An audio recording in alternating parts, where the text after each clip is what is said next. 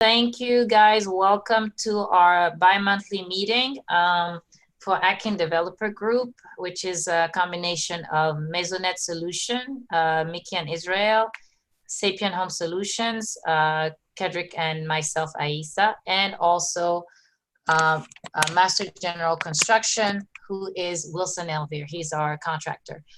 And today what we wanted to do is we sent some videos, and I do apologize. The videos we sent were a little grainy. So we're going to be better next time. We promise. We're still trying to get the technical things all situated. But we wanted to, because people have asked us about the repair estimator and how we walk properties. So we had two good examples, one easy and one that was just a complete gut. So we wanted to share that with you guys. And I hope you got a chance to look at the videos. So I'm going to pass the mic to Mickey, and she's going to start with the house in Hyattsville, Maryland. And then I'll do the full gut in Baltimore. All right. Since we're a little group, feel free to just unmute yourself when you have a question as we're discussing the Hyattsville property. Did you all had a chance to look at that video?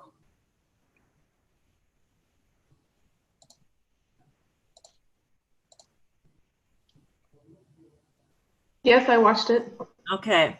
So this house, what did you think about it? I actually just watched them back to back. The second one was what really stood out to me because of all the mold. Yeah. She's doing the easy one, not the moldy. The moldy one, we're saving it for last. Okay. I'm just trying to remember the first one because it was, let's see, was it the one with the carpet upstairs? Yes, that's it. Yes. That's the one. Okay, so this is a small property. It's a small Cape Cod that doesn't have a garage. It's in fairly good condition. When you look at it from outside, the brick is wonderful. The windows looks clean and all. And it's been vacant, but not for too long because it's still in good condition. Like the grass wasn't that tall and all. The backyard is actually good for a, this type of property because it can go overboard. Like recently, we've been dealing with jungle. So for us coming to the backyard, we were like, oh, this is great. Like this is just a quick cleanup. And then when you go inside, it's tiny, it's like, so we have two data here. One was saying that it was 10,500 square footage, but then on real floor was saying was a 1,200 square footage. So it's still a small property. Kitchen was super tiny. And then on the first level, they managed to put 3 bedrooms there, 1 bath. And then when you go up the stairs, that's where the attic was converted into 2 other bedrooms and 1 bath in the middle of those 2. Then when you went downstairs, they did have also a moldy basement. And, we were trying to figure out where the water was coming from, all the corners of the house. So this means that for us, it means that you have to remediate. Any type of water coming in has to be remediated anyway. So it's you had to gut out that basement because of the wood paneling that was there. It was just going to be too complicated to try to keep some. So it's going to be a full gut for the basement. Our idea when we walk through a property is to have a master plan design in our heads. What sells in that neighborhood? So Hyattsville is a neighborhood close to DC, meaning that people that couldn't buy those expensive property in DC are moving out into those suburb city just right next to DC in that limit line. Like DC, Maryland, this is where it is. So they're expecting things, there's minimum things that they're expecting. They're expecting to have like a master bedroom with the bathroom. So that you have to provide that. And then you have to have the open space area for the flow, at least on your first floor. You want to offer them that. Plus, they would like a finished basement. Like there isn't any house in that kind of area there next to DC that will sell without if you if you give them an unfinished basement, you're not going to take maximum profit out of it. So the comps that I did, so the house was listed at 325, and it's a was it a short sale, Aisa, or was it a real estate owned? Yeah, it was a short sale. It's a short sale at 325. The comps, the highest comps, I like to do comps very tight. So I do mine at 2.25 miles instead of the 2.5, just because it makes it, it gives me a good sense of the area right away. And I don't have, usually at 0.25 miles, you don't have to wonder about the schools, about the subdivision, because most of the time they will be in the same subdivision. So you kind of get rid of that. So if I have enough comps to give me the after repair value in that area, in just that small pocket, I will do them that small. But if I need more, that's when I go larger. So for that, my comps, this house could probably be listed easily at 450. But because we like to be on the conservative side, we will keep it at 430 for the deal analyzer. And then you do like the Mayo formula, which is, you know, you go, so for 430, you do 70%. So 70% of that price, which, you know, which is there. So you bring it 70% of that price, then you subtract your repairs. So you lower, and this is where you put your maximum allowance of offer. So your offer will be after deducting the repairs.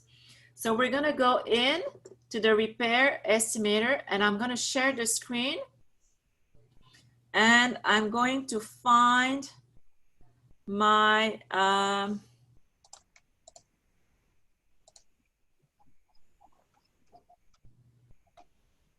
my screen. I thought that it was easier than that. You should be able to, with the green thing, are you able to see it? Yes, I see the green things, but it's giving me files, and I don't want to share files right now. I just want to. So what you, yes, so what you have to do is gonna highlight the screen that is trying to share, or the item. You have to put that in view. So basically open the Excel in front of you, then do the share. Let's see. It's a little tricky. I had to play around with it last time. Oh, mine is not in an Excel. It was directly from my real flow. Okay.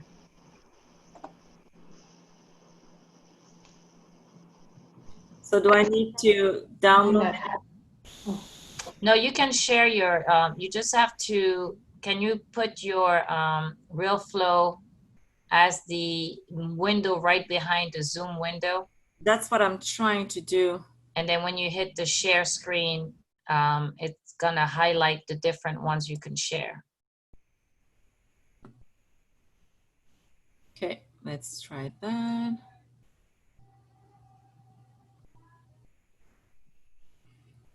I put it right there, and it's not showing me into my options. Okay. Let me see if I can get mine up.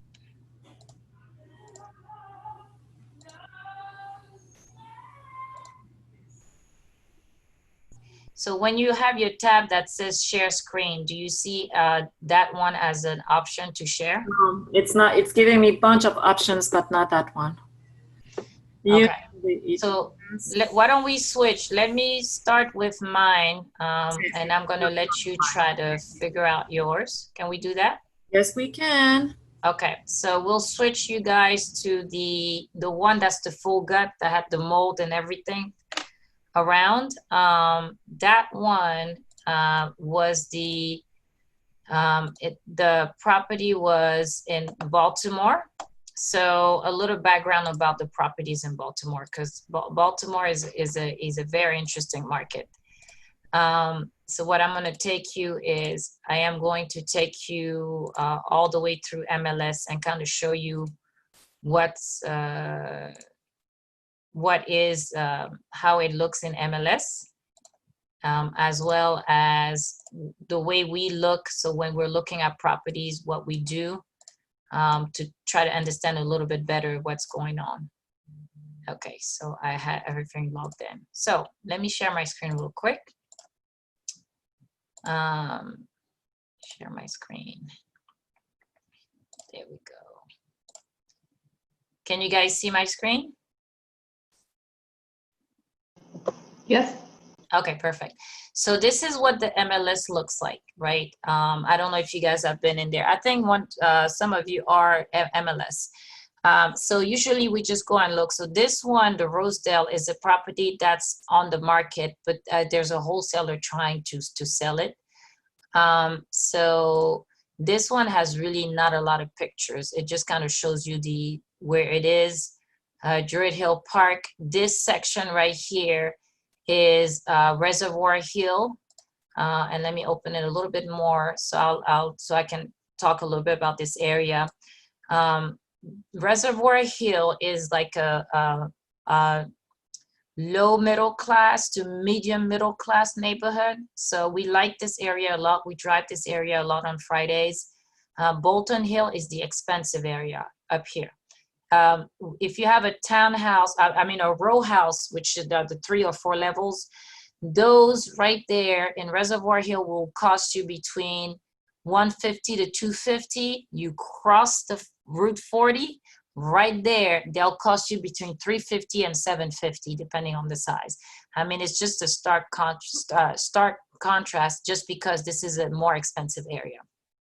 So this is on the other side of the park. They're redoing work. They're redoing the lake right now and all the management that needs to be done for the lake. They've done a few of the neighborhood park. There's a playground that they redid inside Reservoir Hill. So the city is spending some money here, and they do repave the street. So that was the first thing that we saw. We had sections of the street that were actually being repaved, and they're taking care of this neighborhood. That's why we like this neighborhood a lot. So we're just a few blocks. I mean, a few blocks is relative in Baltimore, but we're not too far from there. This is where we are right here for this house. This also was a great street, and I'm going to show you why we like the street. So we always go on Google Drive. You have to go look at the property to see what you're looking at. So that's what we do before we even go look at properties. As you can see, it's a single family neighborhood. Grass is being cut. That means it's mostly owners. That's nice. Look at these houses up here on the Rosedale. I'm going to move a little bit up here, and you can see my Google Drive, correct? Yeah. Yeah. Perfect. Okay. And you have these brick homes, and so the property is that one over here. So you have different styles of properties, but you can see this is a nice street. We like it. This is a really nice street. I don't like the price, but I like the street for sure. So let me come back here. So on MLS, it's telling me it's 5-bedroom, 2.5 bath, about 1,600 square feet. I'm not sure if the square footage is accounting for the attic space. When we went up, I don't believe it was just the 2 levels. We just saw the bedrooms and we went back down, and then we saw the basement. So it does have a garage in the back, if you can see. Has a 2-car garage in the back, so we know that that roof and the doors, this has to be fixed, but it's a great addition to have. Although there's little bushes, you clear that up, you can go. Another good thing we liked about this was that, unlike all the other Baltimore homes, the outside actually is good. The siding can be up to $10,000. The one that we're doing right now, the siding is costing us about $10,000 for the whole house, the house and the porch. And then the roof is about $3,000, because we found this incredible guy. I don't know how he sources his material, but he has the best price I've ever seen to do roofing. So if anybody needs a roofing referral, we have the guy for the job. So this was good. I mean, even if we have to do roof work, we know it'll be between $3,000 to $4,000, probably $3,000 to do the roof. And the siding, maybe a few areas that might be loose, that would have to take care of. And then let me come back here. But you see the property also looks nice. So another thing we would do, we would probably paint. We'll see if we could paint the siding to a different colors to just refresh it. And we might have to fix a few windows just because it's an older house and the inside is just ridiculous. So we know that we're estimating that. For the landscaping, like she said, the back was really clean. We like that. There's maybe a few trees that have to be trimmed or removed, and there's vines. That's one thing we're learning about Baltimore. These houses, if you don't maintain them, there's a lot of vine that likes to grow. This one also has the deck right here in the back. So it's a double deck. So we would just, I put in my estimator to just build a new deck, because when you have just too much going on, it's just better to just get rid of it and start over. It's just cleaner. And then here's the garage, here's the property line. And then it was just like grass and just a few little areas of concern in the back. So now let me come back here and let me do a new share. And you should be able to see my repair as my deal analyzer, correct?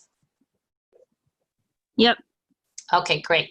So the deal information, the street, 5-bedroom, 2.5 bath. I'm going to go with what the county says for the square footage, 1618.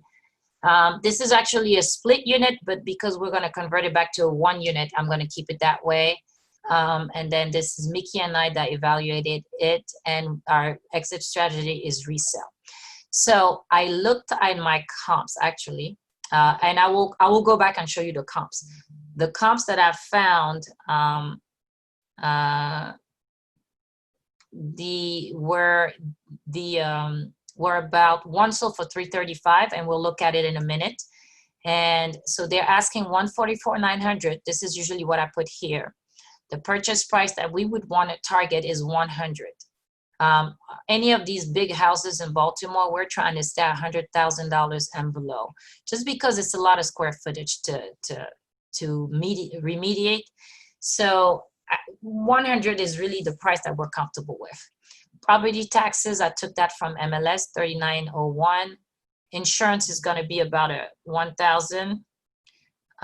And then there's no condos or HOA fees. And I usually put about $50 because we don't use too much and it kind of varies. So I'll put numbers here just to kind of cover that. All the orange areas are things that I added. So this is just the difference between what we want to offer and what they're asking for. So I always put that there to get the perspective. The lender we use gives us 2 points and 11%. He was the one that came last time. So I kind of use him as a base, even if we can get a lower interest rate. I kind of use him as a base because I know this is the one that's standard. It used to be 15% down, but with COVID, they kind of went up a little bit. So I'm going to keep it at 80% down.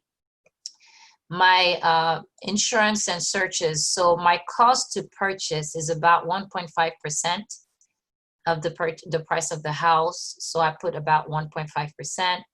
And I always put 6%, but I can manipulate that just because I'm the listing agent for these properties, or even if we have to give it to somebody, I always put it at 6%. And if it's 6% is too high because we had incidentals and we want to maximize our profit, I have a great relationship with my broker. I can just do I can just not pay myself, just pay him the admin fee, and I'm good to go.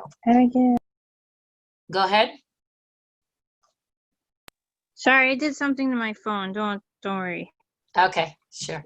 So my transfer taxes are going to be, again, about 1.5%. I always put some miscellaneous costs just because things can happen. I put about 500 for the staging. I really don't need it, but I like to just add a little bit of extra, and then I can play around with this number. The home warranty, what we found that it's good to have a home warranty, because when they're going to do the home inspection, because they know you came and fixed the whole house, some people get nervous. If you offer the home warranty, it's easier for the buyer's agent to tell them, hey, look, do you have the home warranty? anything that happens, you can go ahead and take care of it. So that's usually what we do. Now, so all this is gonna translate. Usually when we do when we do the package that we send, and I'll show you a package that we sent, we'll have all of this. I fill all this out, all that stuff, so that they see the comps. This is how that translates.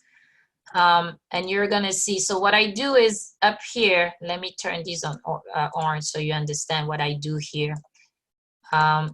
I take the numbers that are down here and I put them up here, just because to me I want to see it here, because I'm looking at my numbers here. I need to see it right there. So I always put these back here so I can see what my profit is. So after repair, I put it at 330. It came over. My as is what they're asking for. My estimated repair, I'm going to show you, and the purchase price. We're going to put a holding time of 9 months, just because I like to push it out. Again, I'm adding as many buffers as I can so that my actual profit is going to be more than this, but I'd rather have the worst case scenario. This is all the holding costs. It's computing. You're looking at your utilities. That's your monthly and your property taxes. It's computing it here. Although you have to pay it in 2 increments, it still likes to break it down here. Insurance, the 1,000 divided. And then I didn't add any miscellaneous holding costs. I for this one, I can always add some. So here, Aisa, in the total monthly cost, we actually like to add the interest, monthly interest of the hard money lenders. This way you can compute it and know how much you're paying each month, right? Mm-hmm. Okay. Right here. Yeah. So that's gonna be, it's gonna be about 1% of the total cost. So it's gonna be about 2,300. Yeah. Okay. I mean, you don't have to put it there, but we put it there because this money does not come out of our pockets. So if you're doing your own, if you're paying from your pocket, then you don't have to add it there. But if you're not, then you have to compute it somewhere. Okay, because since we're paying it from the draw. Yeah. Okay, that's the way. Okay, so I'm adding it here, and then we'll go back to these numbers in a minute. So here's the MAO formula, right? You have your after repair 70% minus your actual repair cost. Okay. And now I do 2 numbers. I do 70% and 73%, because when the inventory is low, you have to go a little bit higher to get some deals, and you just got to reduce your repairs. So you have to be flexible. You have to be flexible here when you're purchasing, just depending on your market and depending on what the type of deal that you have. Here's your 80% here. Here's your mortgage points. Here's your interest rate. Everything is computed here. I'm also doing a little estimated closing cost, which I'm going to use this one, and the 20% down payments plus my buy transaction cost that I add. So it's going to give me about 49,000. So I know that I need to come to the table about 50,000. Just so that I get a kind of an idea of what my what private money, how much money I need to get from my private money, or how much money I need to pull out. So now Mickey messed up my numbers, as you can see. I know. So remove That's okay. it. No, you can remove it, so it gives us the idea of how much the profit will be. Okay, no problem. So I will bring it back though, because it's a good point what the way she does it. I don't do it that way. So Aisa likes to do it with this form, and I like to do it on the real flow one. Okay. And they don't work the same. Okay. So that was the way I was computing it, because the reason why I do it this way without adding this one is because when you go to the table and your repair estimator, they give you the funds, that money is already put aside in your escrow. So the way Kedrick does the financing, he brings the money, but he minuses out. So that's why we don't add it here, because it's not an extra cost for us. It's part of the money that the part of the draw. We take half of it to give for labor. We use the portion we need to use to pay for the mortgage, and then the rest we pay the credit cards down. So to me, it's not an extra cost. It's part of the purchase price. I don't know if that makes sense. If it's confusing, let me know and I can always come back to it. But that's the way we've been computing it, if that makes any sense to you guys. So let me go to the repair estimator so you can understand what I did here. So in the repair estimator, you have the same information that's coming over. So for the roof, we know that we have to replace the roof. So what I did is I put about 2,800 for the roof, and I also put about 900 because I'm basing this on our current Baltimore house. We had some areas where we had to buy new plywood for the roof, and the rest of the roof was not expensive. So the guy that we found, he has great prices. So we know it's going to be about 3,000 to do the roof. And then we have because this house is smaller than the one that we're fixing. So it's going to be just a little bit less. And then we're adding another 900 just to have extra funds for that. The gutters and downspouts, I think ours are about 700. So I put 600 here. Vinyl, I put 1,000 square feet, but it looks pretty good. But I'm just going to put some money aside just in case there's some sections that have to be fixed. So, you know, this is a number I can kind of play around with if I need to. But I'm just going to add it here. I'm putting in buffers. You know, it's, you open the walls, they're skeletons. Yes, that's it. It's an old house, and because of all the mold and all, it's just easier if you know that there's buffers, right? Right. So we're going to power wash, of course, the house. We have to power wash everything and then paint it. So I'm going to put some power wash price here. The fireplace, the chimney, they don't have one for this property. They have one. I'm sorry. They have one in the back, but it's a venting. It's like what they did is I'm trying to remember. They had the little display thing, but they sealed it. It wasn't connected to the actual chimney. So the rule is with the county, if it's not connected with the actual chimney, you just have to seal it. You don't have to do much work with it. You don't have to put a liner, none of that stuff. So when we go in, we're going to look to see, but I don't think we have to do anything with the chimney. But remember, I have some buffer here. If I need to pull out 1,000 to do work, the last time we had to clean a chimney, it cost us a few hundred, but then we had to fix it. So when we had to fix it, it cost us about 2,000 to 3,000 to fix it. But that's because it's a functioning fireplace. This one is not a functioning fireplace. So you don't have to do as much work on a non-functioning fireplace. Painting, I did the, actually, I'm sorry, this is the exterior. So this should have been the exterior for the house, not both interior and exterior, because I have the price for the interior further down. Now, the windows, I know I'm gonna have a few windows I'm gonna have to replace. And as we see, this house has at least 20 something windows. This is not a small house, and it has a bay window on the top, has a small window all the way upstairs. So we're gonna put 10 windows, which is half of it. But when we looked at the windows, they looked in good condition. So we're hoping that we can save at least half of the windows. But I'm gonna put a little bit here. This is a number we had to change. The people that we work with, it's about $300 a window. They manufacture their own window, and they also do the installation. So we outsource the window so that our contractor can concentrate on finishing the house. We outsource the roof, we outsource the windows, and we outsource the siding. These are things we started to do because instead of him spending a week to 2 weeks on these items, we can just move on and have him concentrate on finishing the inside while somebody else is taking care of that outside. It's better.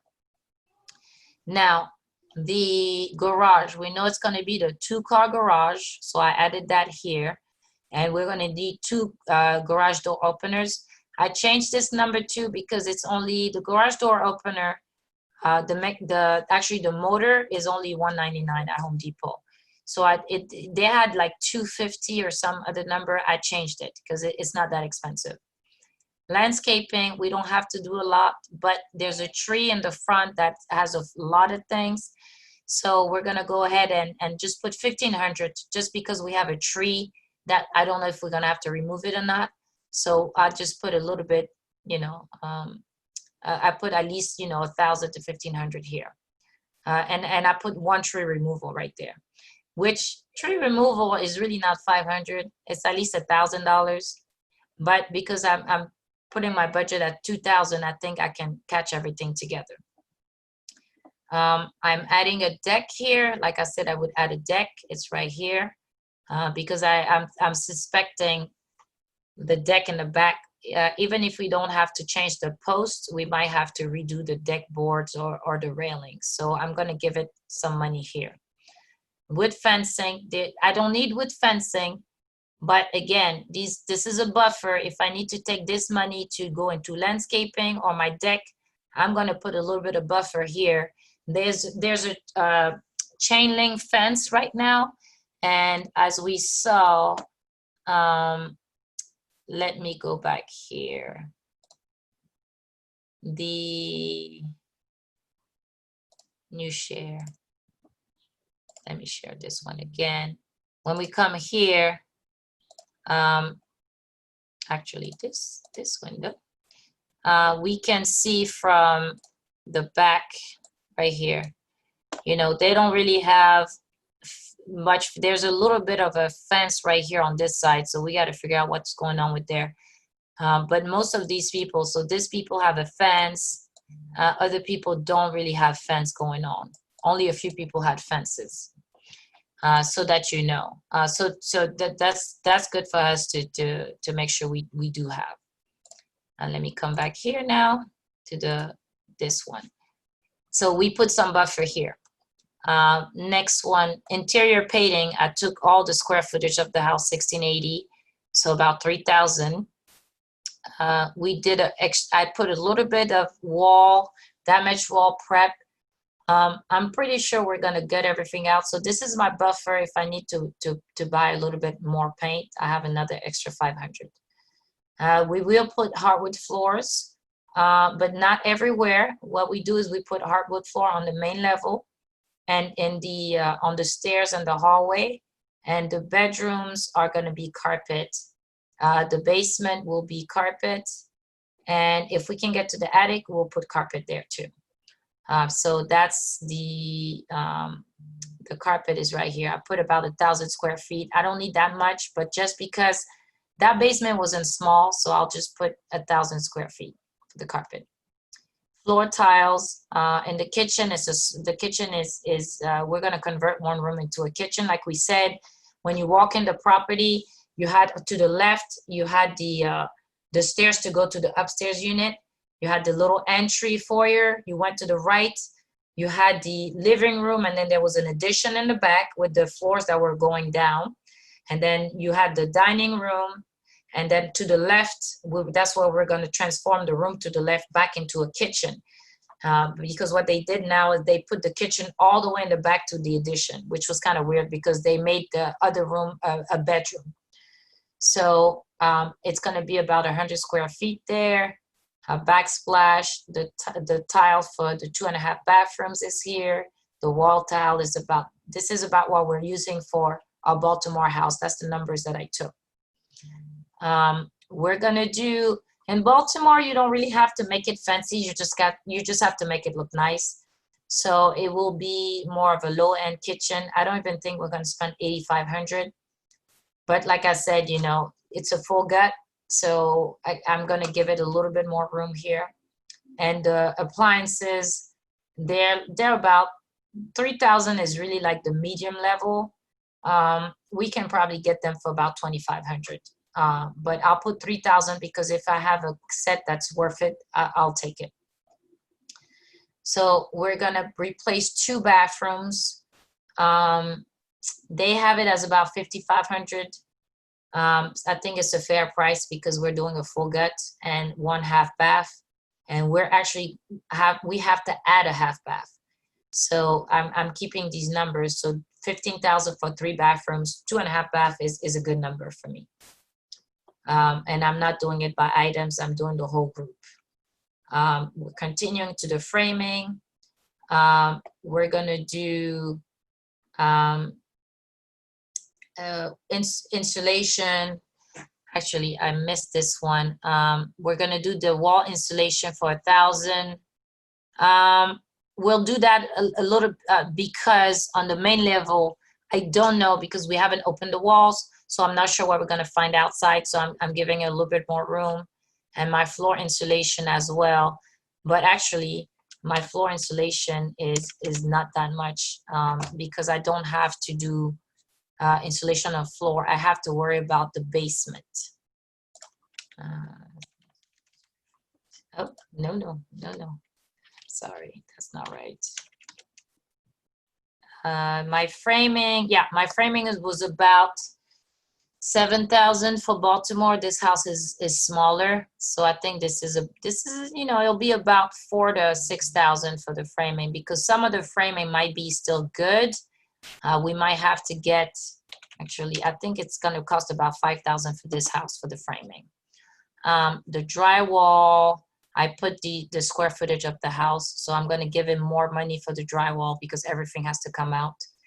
And I'm doing an entire house at 1,500 square feet right there because we get discounts at Home Depot, so we can have a little bit better pricing here. We don't do crown molding, but what we do is we do a design in our main living spaces on the ceiling. So it's not really a crown molding, but we will need some of these pieces. So I'm going to give him about 2,000, and he's definitely going to need the new baseboard trim. So again, our price, we get about 10 to 15% off.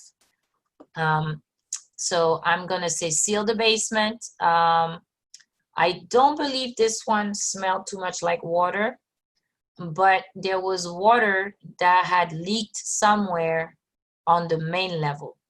That's why the wood floor were like all crazy. So I'm still going to put some money here, $250 to seal the basement, because what they do is, patch the cement and just put the waterproofing. It's not too expensive because that's part of my labor cost.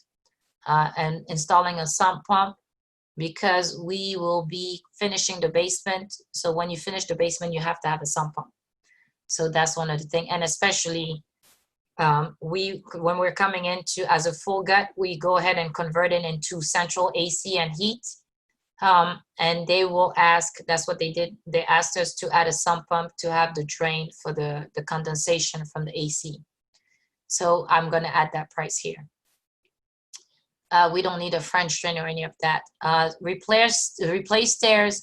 I put 1,000 because the basement stairs have to be done. They're really not done right now. The upstairs stairs are good. We just have to remove the walls because they did a separation, but they looked in pretty good shape. So if we can keep them, we just send them and just put the landing on top of them and just keep going. So I'll still give him about 1,000 just so that he can do work on both set of stairs. We don't have any foundation cracks. We looked, we didn't see any foundation cracks. So we should be good with that. Mechanical, of course, we're gonna redo everything. So that is right. That's about 6,000. With the way that we do our work. The plumbing system, yep, that was about 7,000. And the light fixture is about the whole electrical thing is about 7,000. So these are the prices that we also have been paying for houses. Unless it's really complicated, then they might charge a little bit more.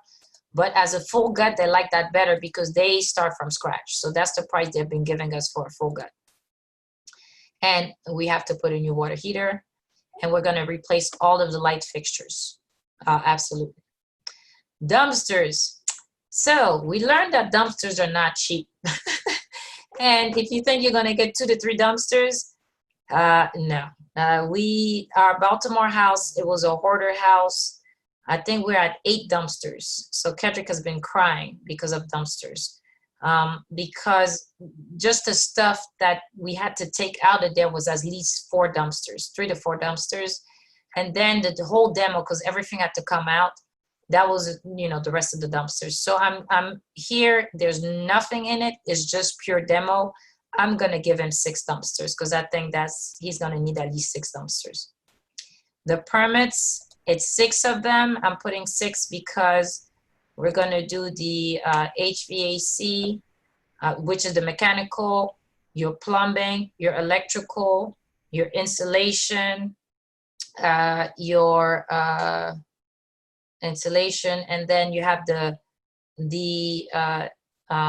deck, and then you have the use and occupancy that you have to do at the end. When you finished everything, you have to get a use and occupancy. So that's why I put 6 permits. They're not all 1,500, but I do know that the most of them are about 12 to 1,400. So 1,500 is okay for this number. So my total was 125, and you have to have the contingency. Hard lesson we learned. I used to put 5%, and I'm like, yeah, no. So I put 10% contingency. My budget is now 138. I think we can probably get away with 130, but this is, again, when we do this part is really to submit to the lender, because when we have the house, we walk the property with Wilson and we come up with the budget right there and there. And we would not have a 138. Our budget would be 130 with him. Actually, my budget with him will be 120. And I'm giving myself a buffer of 5 to 10 max. That's why I would ask 130 from the lender, and I'm going to give Wilson 120 as his budget. So that's pretty much how we fill out this section. Do you guys have any questions for me before I go back to the other numbers? Have you changed any of the costs in the repair estimator? Yes, I have. And I was trying to figure out how to highlight it, because as you can see, this section, they have it completely blocked out. So windows, the windows is, I put 300. The other, Mickey, what was the other number for the windows? Do you remember? Like 260 or something? Yes, on Fortune Builder, I think it's 250 or 260. I think it's about 250. Yeah. Yeah. So my cost is 300. We realized that for our first flips, we were always so surprised by the price of the windows, until, you know, now that we've tried several suppliers. Vendors. Yeah. Mm-hmm. So we realized that, you know, it's either the market here is just more pricey, but it comes back with the labor. So this one includes the installation of the windows, because you can also just find manufacturers that can make the windows for you, and then you can have your GC install the windows. We haven't gone down that route, mostly because we are focusing in our company to have more velocity into our projects. So we want to go fast instead of slowing down our GC. We're trying to outsource as much as possible and just have velocity, because we want to rehab multiple projects at the same time. Yeah. So, and you can see I just added, so that was 250. We added 300. This was 225. It's really 200. And I'm trying to think, which other one did I mess with? I think I didn't touch too much the others. So you see how I did 0.75. So some of them I don't really want to touch, but I know that a medium appliances is not going to be 4,500. I think this is probably more with the California prices. For us, it's about 3,200 to 3,300 for the medium kitchen. That's a more accurate number here. So sometimes you don't even have to mess with this. You just kind of adjust it here. So that's another one that's the way I write it. Appreciate it. Thanks. Okay. Anybody else has questions? How do you manage 10 to 15% off at Home Depot? Oh, connections, connections, connections.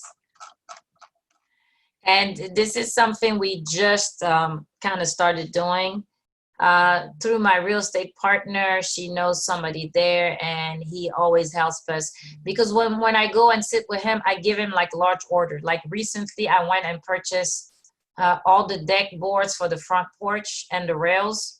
So it was a big order. So he that's why he was able to ask his manager to give us a discount on it. Got it, thanks. Yeah. You can sign up for that pro account though, and that'll get you not as nice a discount, but at least something. Yes, it does. And it gives you incredible gas prices. We go sometimes and we pay $4 for 20 gallons at Shell because of how much money we've been spending at Home Depot. It's definitely worth getting the pro account. And they give you a rebate check. So we've been getting $600 every 6 months or so. And we've been using that to buy stuff for our house, because they give you a cash back and they give you discount on gas. So please, yeah, get your pro account. It's worth it.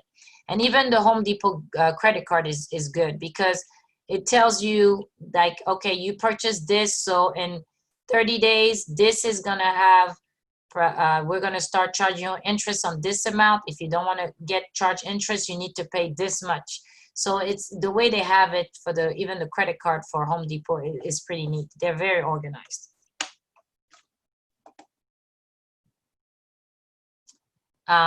Any other question?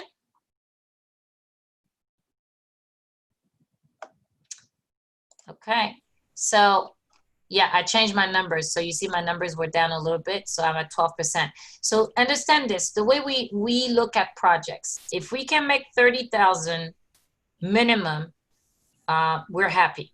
We're not greedy. And you have to understand now there's going to start to be more inventory, but before inventory, as a general in the Maryland, DC, Virginia area, the inventory is only 3 months of houses available. So meaning if we were to go and every single house that's on the market sold, it would take 3 months to replenish the inventory, because that's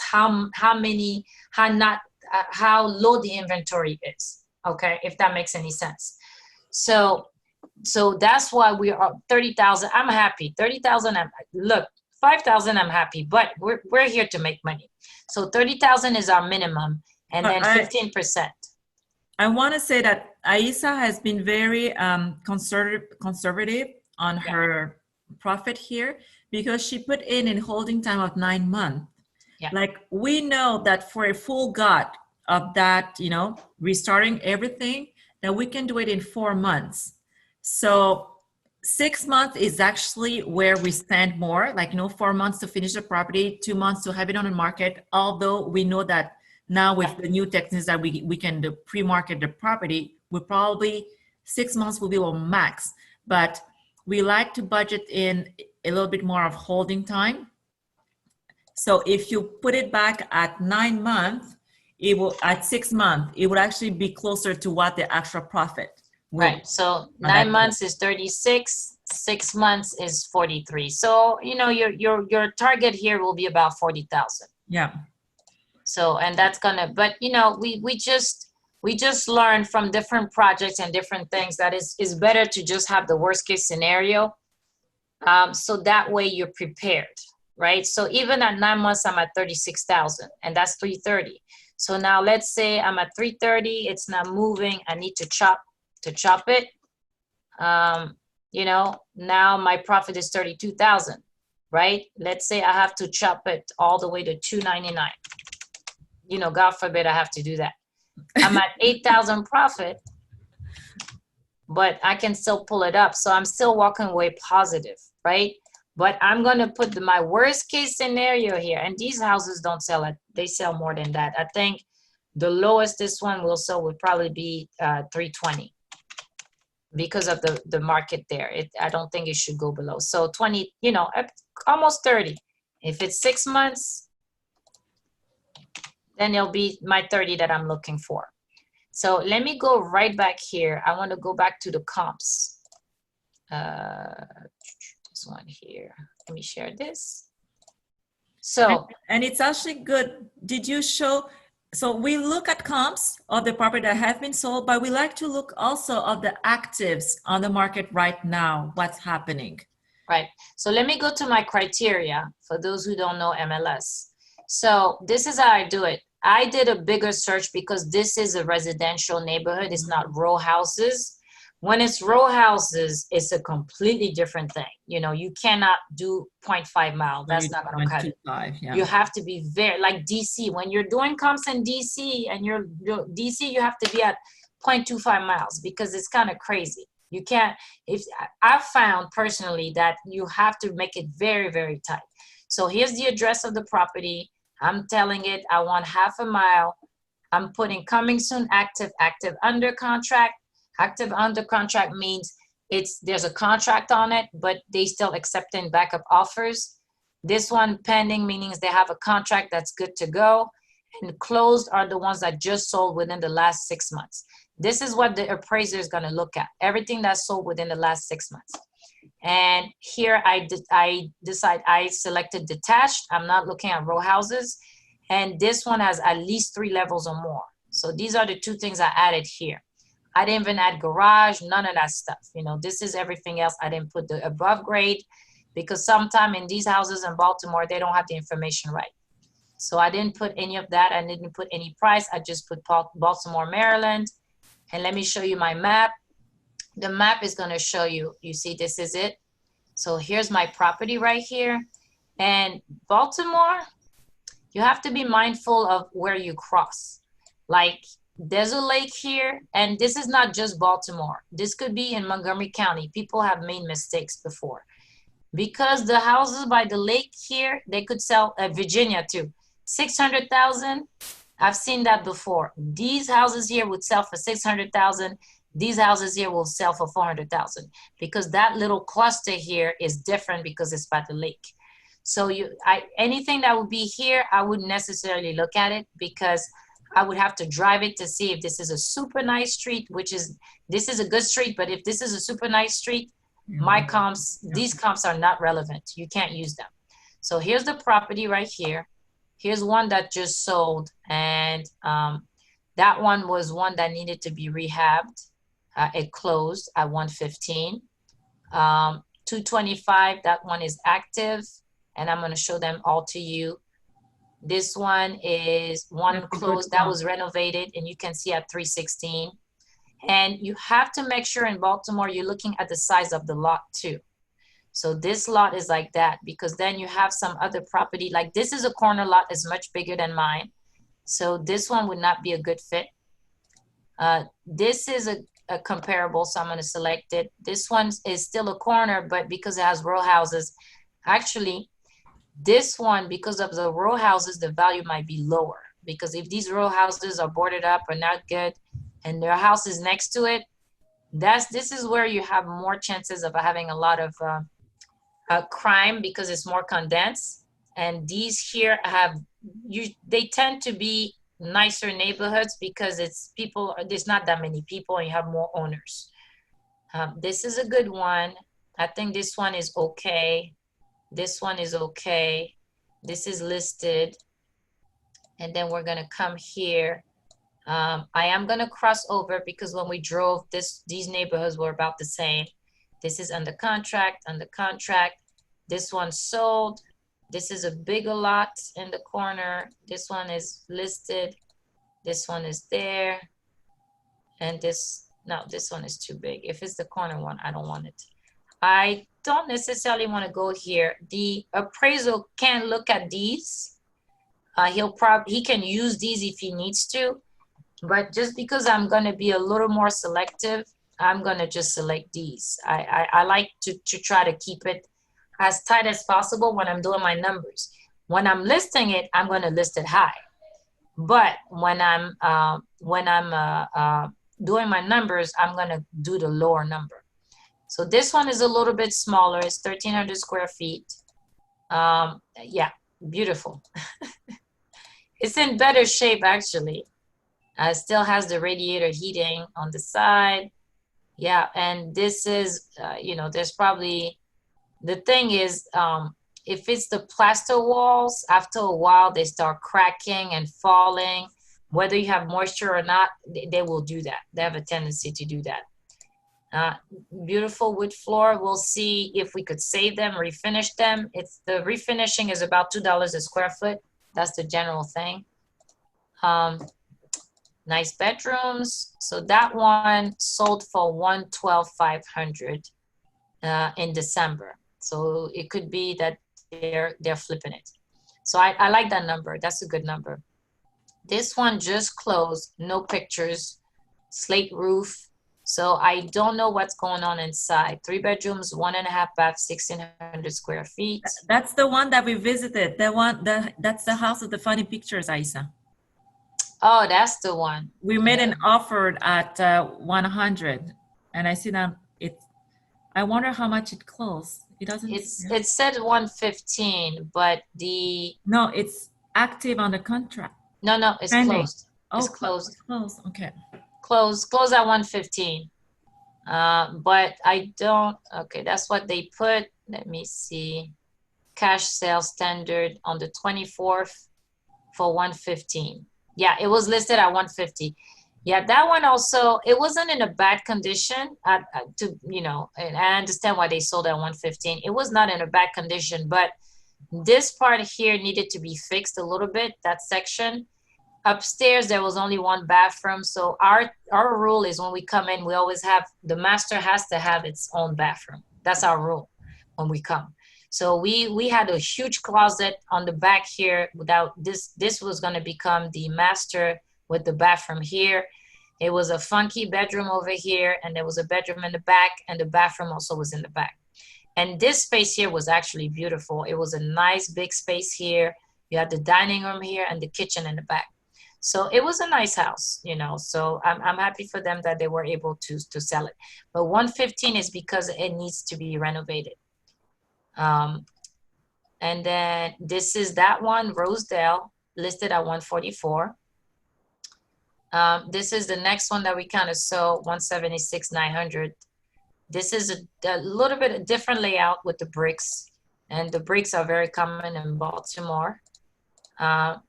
This one is actually in a pretty good state. You just gotta spruce up the bathrooms, probably darken the floors. I love that kitchen, just for you, Mickey. That's a beautiful kitchen. Green walls. Let's go. And that's it. I mean, they're not even showing us the bedrooms. 3 bedrooms, 2 baths. Let me see where the second bathroom is. They didn't even put, they're supposed to split it. So if there's 2 baths, that means there might be 2 bathrooms upstairs, or it could be 1 bathroom here, 1 bathroom upstairs, and 2 half baths. That's interesting. So either they have a half bath on the main level, or 1 upstairs for the master, and then 1 downstairs for the master bedroom. So it's for that one, I don't think it's the same neighborhood anymore. Let's see.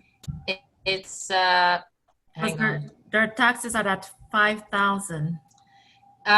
Yeah, these taxes are not cheap because you're closer to the city. So this one was 176,900. Let me go back to the map. Nope, it's right here. So we're here, so it's right here. But even these taxes are high. They're 3,900. Yeah. Yeah, they're 3,900. And then the next one, let me go here.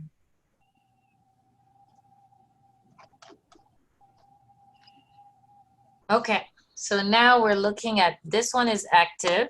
Let's look to see what they did here. They cleaned it up. They did a clean look at they did some design up there. That's not bad. They put some, I don't know if it's engineer or wood. I think that might be wood floors here.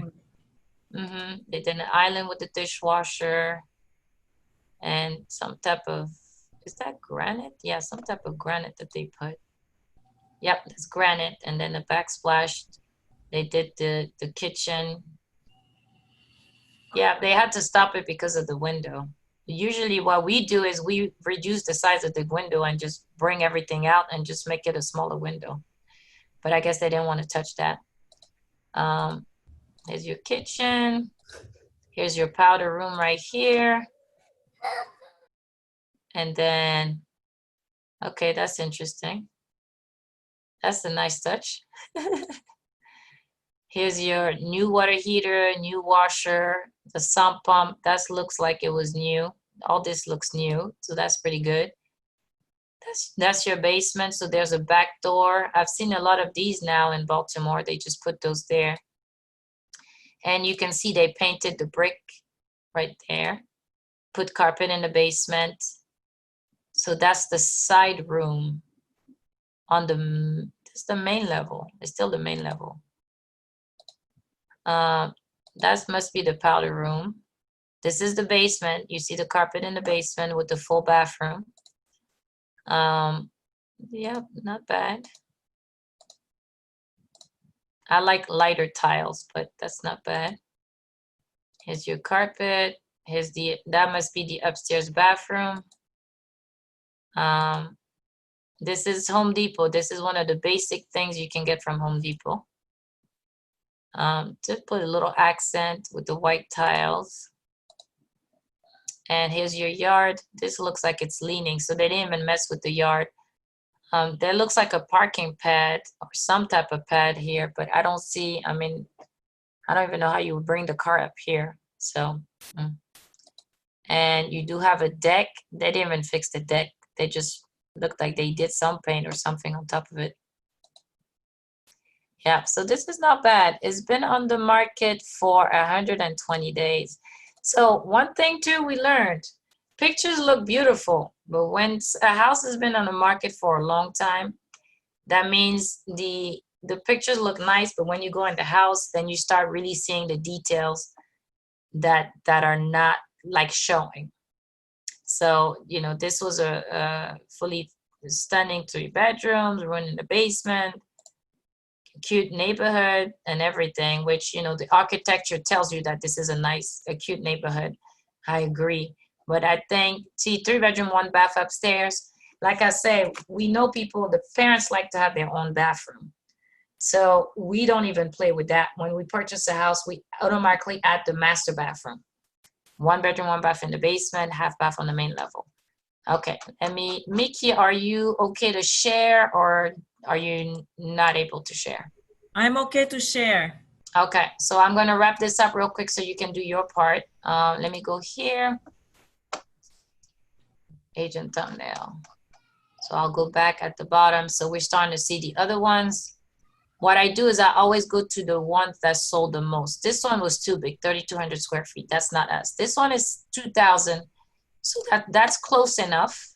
And even the outside is fairly similar. So this one is nice. I really like what they did here because they took the time to give it a bigger kitchen. And you do want to give a nice sized kitchen to people with the door right there. The wood looks nice. This is the attic. They actually finished it. This is the basement. This is the same carpet we're going to put in our basement. It's going to look similar to this. We also have recessed lights. These people spend money. They put sod. We're putting grass seeds. I'm not doing all that. So it's nice. They put a ceiling fan over here. They painted the fireplace black. I mean, they know what they're doing. This is a nice renovation. This door is a little weird right here. Yeah, you're funny because this is how ours looks. Like we use the same thing, white cabinet, same tiles. Mm-hmm. Our grout is different though. Except I would have put the fridge somewhere else because that's a little weird here. But hey, that's just me. I'm trying to nitpick here, just to be honest. This is nice. They painted this side. That was an addition to the house, the original house. Carpet in the bedrooms. Like we said, we put carpet in the bedroom. This is Baltimore. You don't have to put wood floors. And this is simple. Home Depot, $69. This is about $29 or $39 a pop. They added a little accent. Easy mirror. They didn't even do a niche in the bathroom, so that's no. And we do that. And, you know, we do a little bit more because we just want our house to sell faster. So we do agree with our contractor from the beginning. Wilson knows. So you see, they put the double vanity. So they did 24 and 24 right there. And yeah, that's what you have to do. You have to put the toilet right here. You have no choice. And here's your tub. This is not bad. I mean, I honestly think they did a good job. So this one is pending on the market 25 days. So you know that if you list yours at 330 and you have the same thing, somebody will come, because these people that came here, this is 6 bedroom, 5 bath. This one would be this one was 5 bedrooms, and 2.5 bath. You might be able to add another bathroom in the basement. That's why you would be in about the 300. So this to me is my best comp right here. That's the one, and the taxes are not too far. So this is the one that I was used. This one has different because it's a brick front, but this is my best comp. And this one also was not too bad. The interior kind of looked okay, but the outside, like it's not the same style house. So I don't necessarily want to use that one. That's why they didn't use that picture as a front. This was one also that looked nice. That would kind of look like what we're doing on the outside, you know, the siding and everything, and the renovation. So let me pass it over to Mickey, unless you guys have some quick questions to ask me.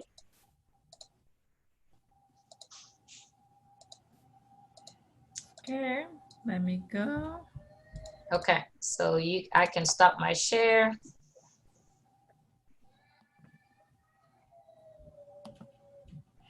All right, look at that.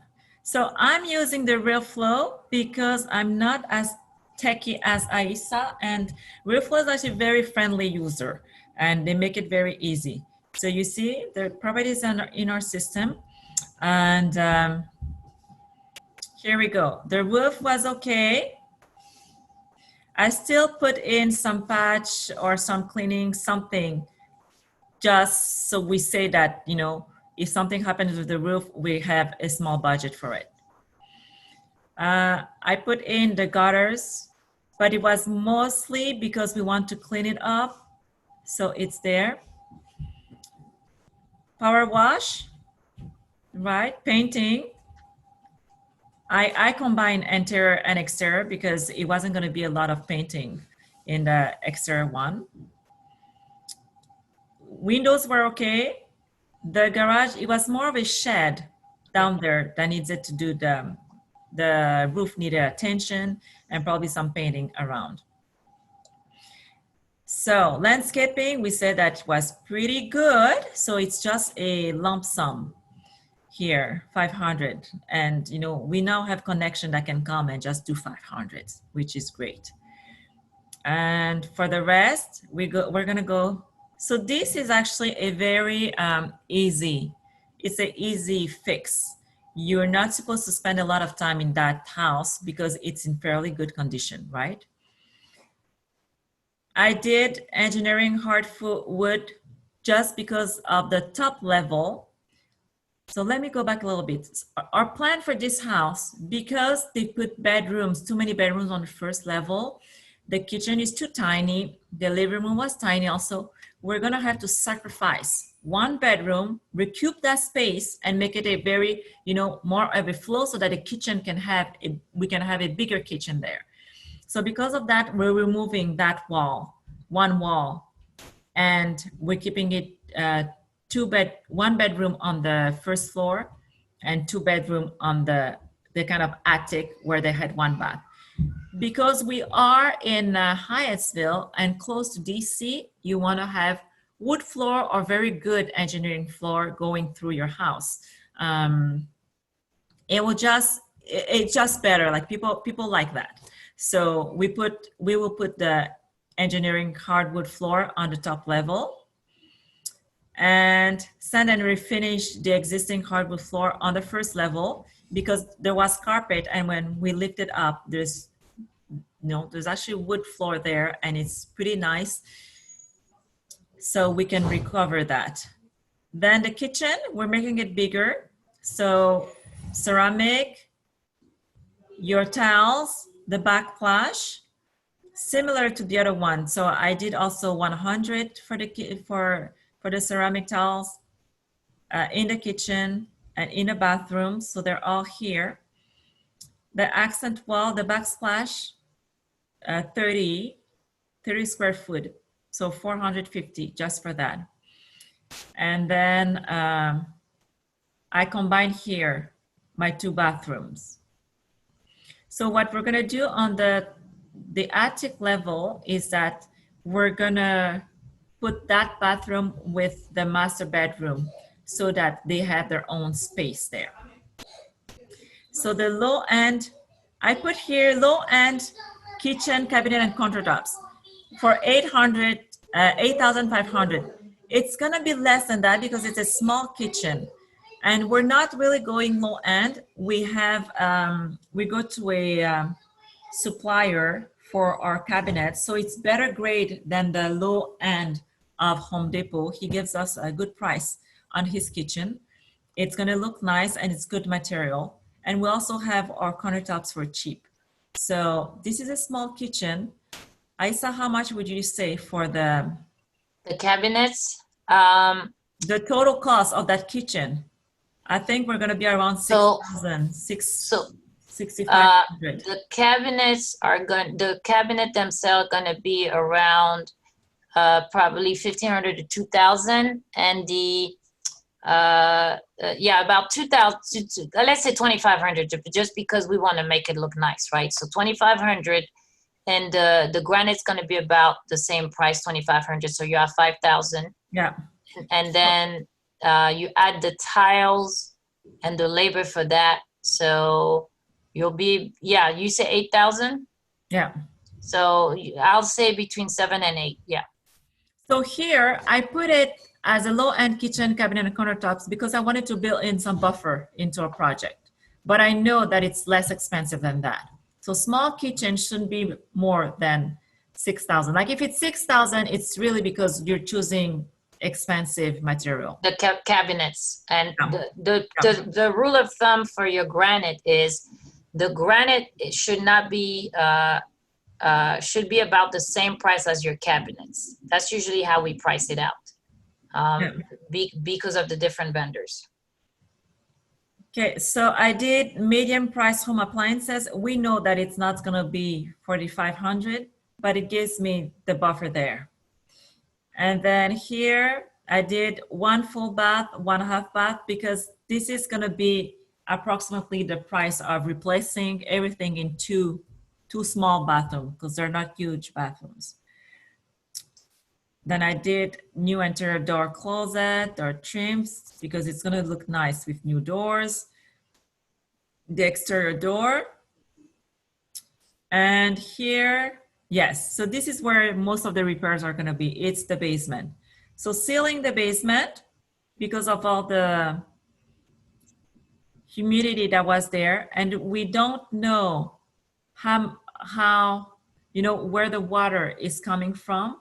Hopefully it's just because the cement is getting old in those older houses, so that the water is just like kind of seeping through everywhere. Because when we went in, it felt like it was coming just through from every corner of the house. Like we couldn't tell that it was just actually it was the 3 corners. It was the corner and the 2 corners in the laundry room and 1 corner in the main area. Because the laundry room area, there was a back corner, and it was everywhere. It was the corners of the house. So we know the gutters are failing. So the system outside is not working. So it's a good thing, because that it means it's not the entire wall. It means we can dig in these specific areas is where we have to go and fix it. So we might, because of the, you know, the hypothesis of the gutters, this actually means that we may not even need to dig, right? Like if we clean the gutters and all, and that it rains, and you know, we've taken the water away from the house, we may not see the water come in anymore. So we might just be okay with sealing the basement.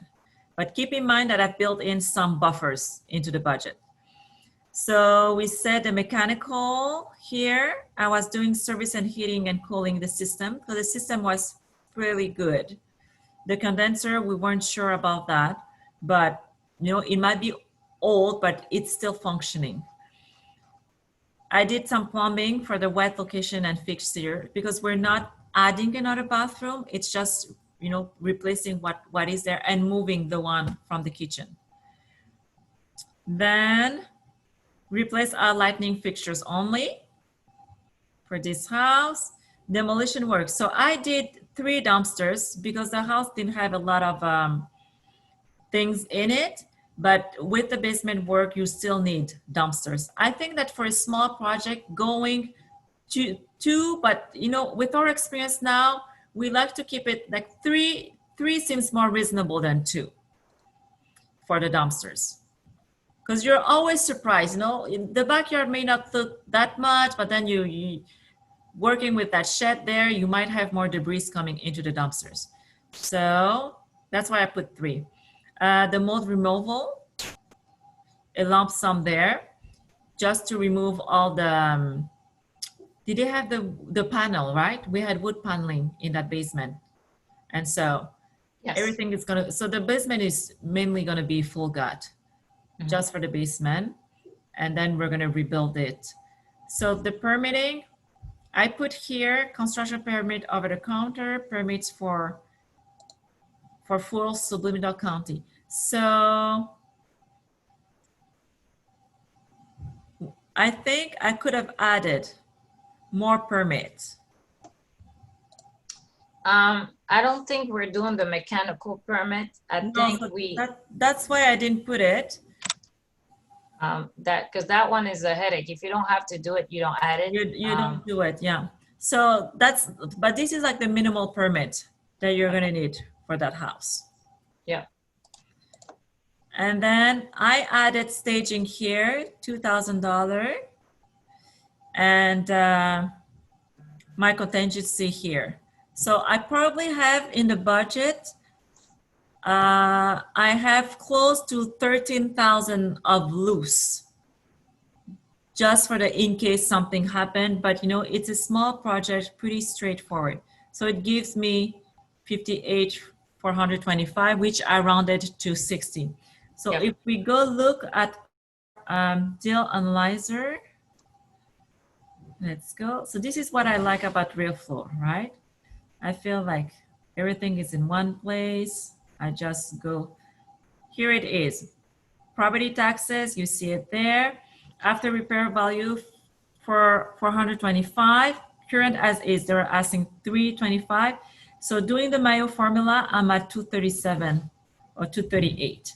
Estimated holding time, I put in 6 months. Why? Because we know that we're gonna do it pretty quickly. Yep. And also this is Hyattsville, like the average house on the market, if it's well done, it's like 6 days, 7 days.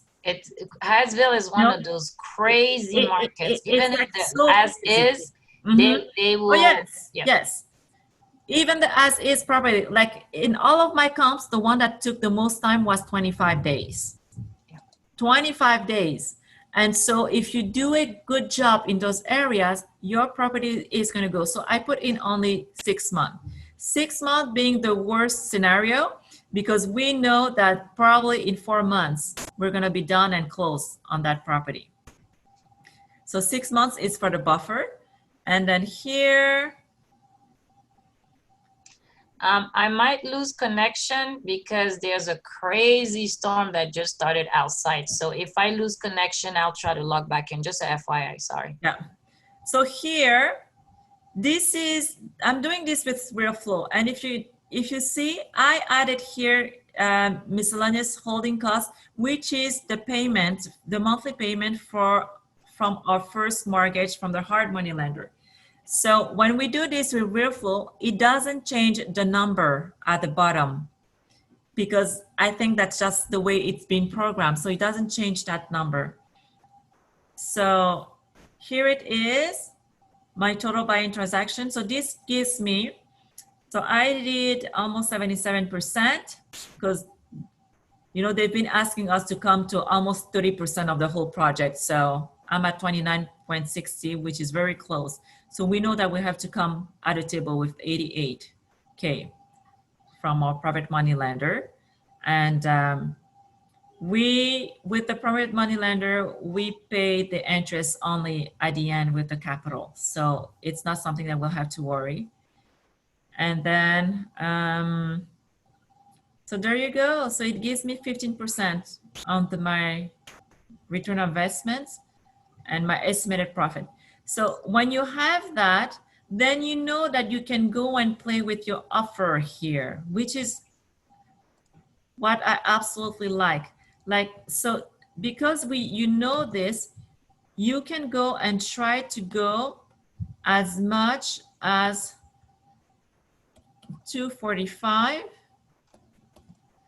and then you check. So you're still good. So you can go like this and, just testing the water and see how much, because this is a competitive market. And by the way, it's not, we submitted our offer, or we were going to do it. Aisa called and it was already, so at 260, it was already on the contract. So if we offer 260, we're exactly at 30,000. So it's a great tool. Any question?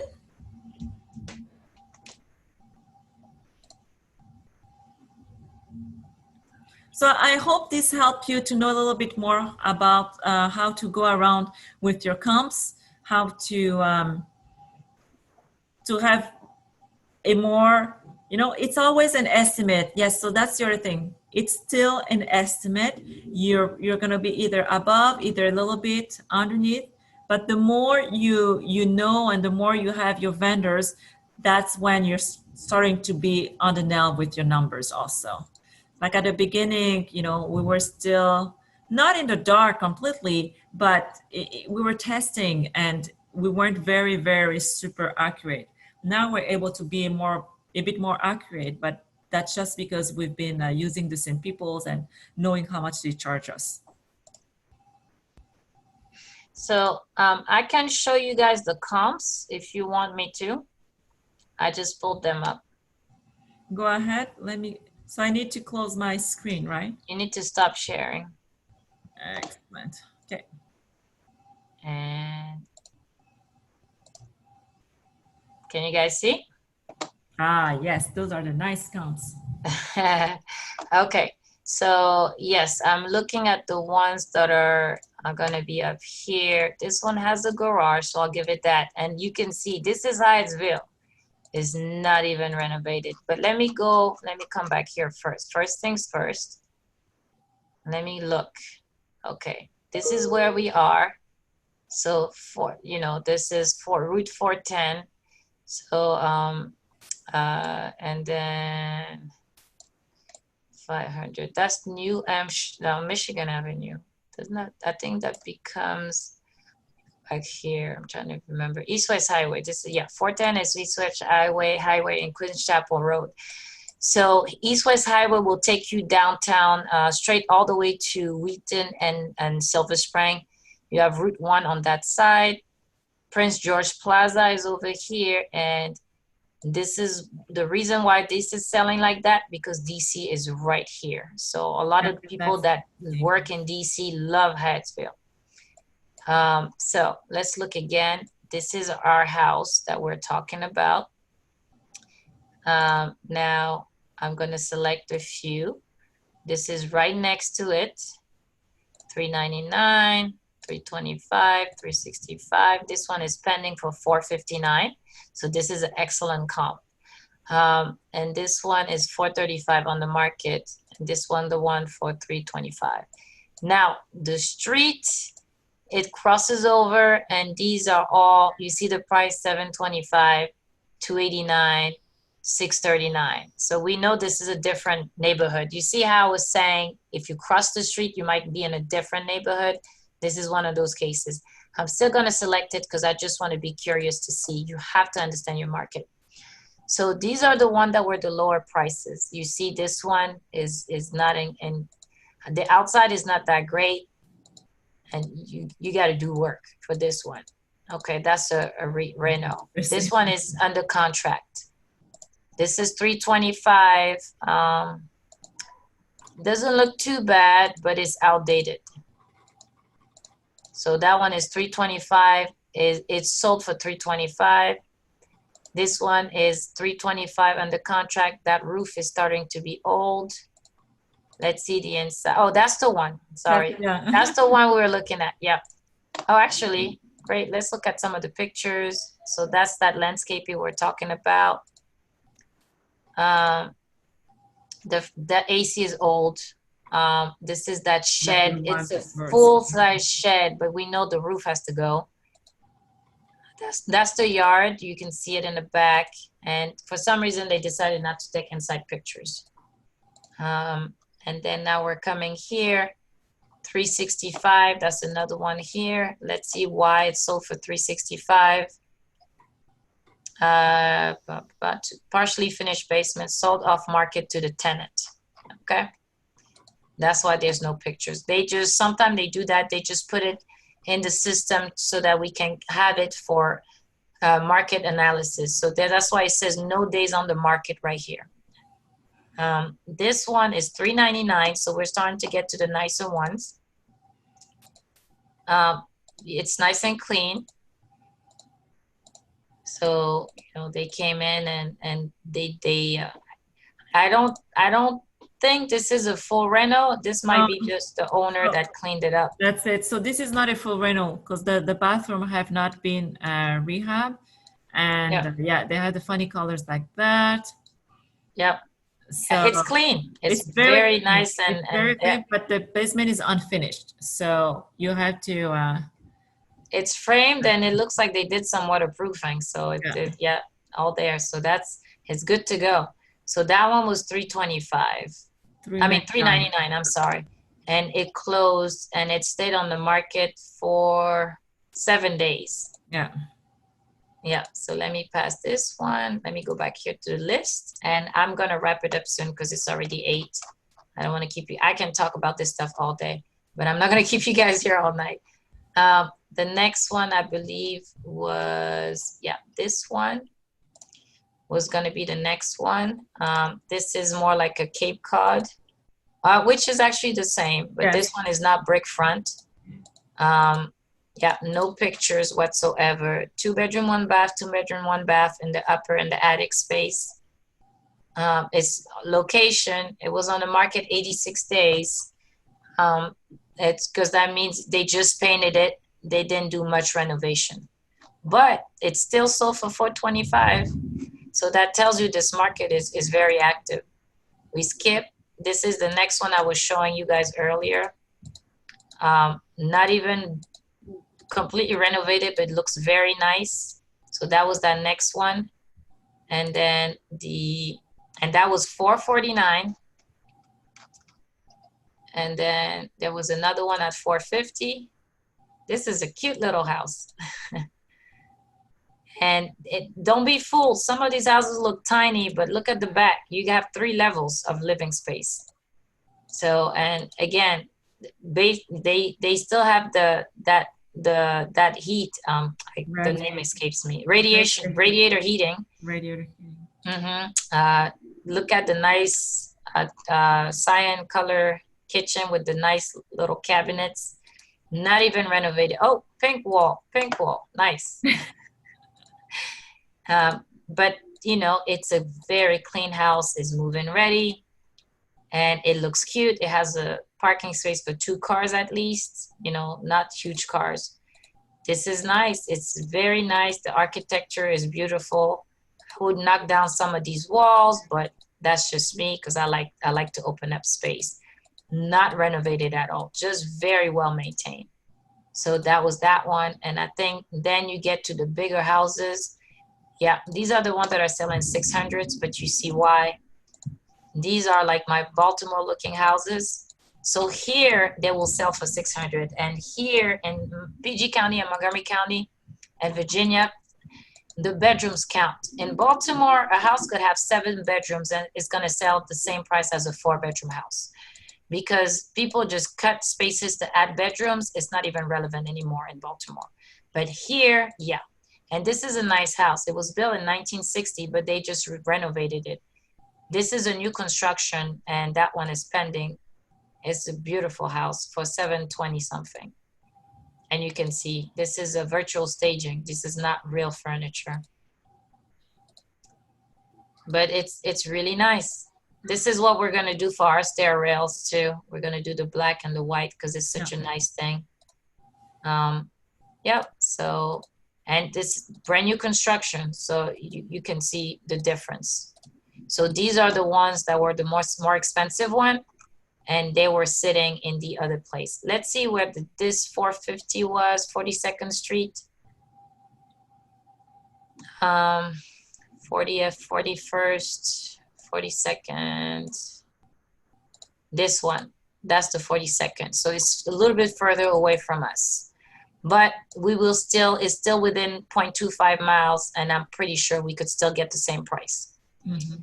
Yeah, so that's the way we look at property. So this is a big circle, and just for kicks, let me look at this. No, I cut out my 42nd. Uh-oh. But you have another one in the circle that's at 450.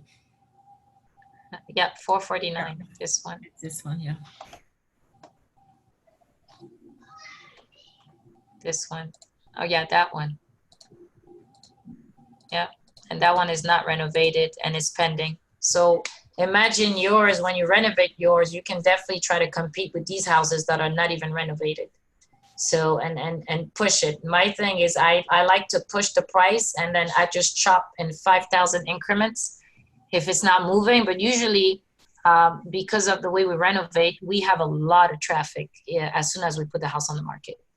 And the market is starting to pick up. Spring is right now, pretty much. Spring started for us. I've been really busy. There's people asking me to go show them houses. I'm picking up buyers. So it's a really good time to purchase homes and be on the market. Do you guys have any questions for us?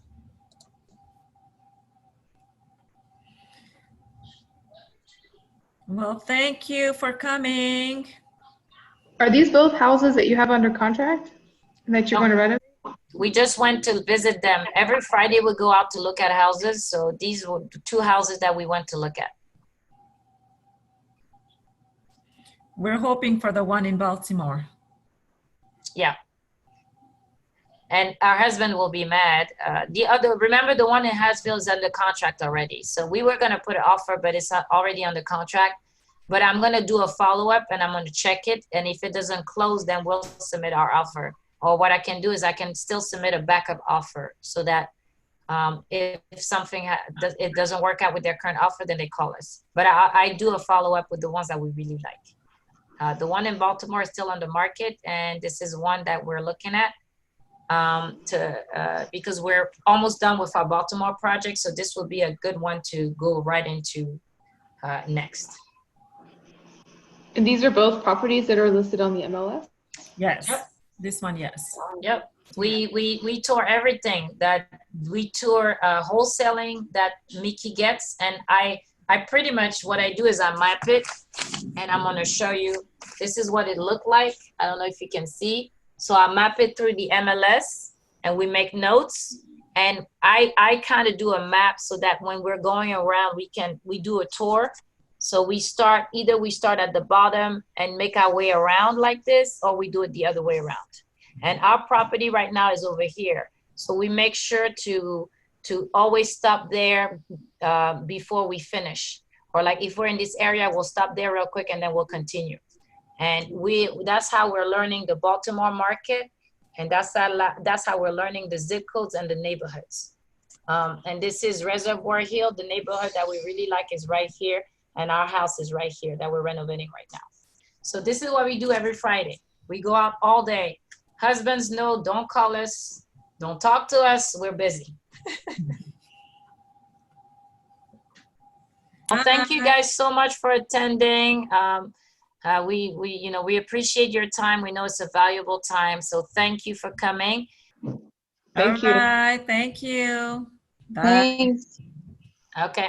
Thank you, guys.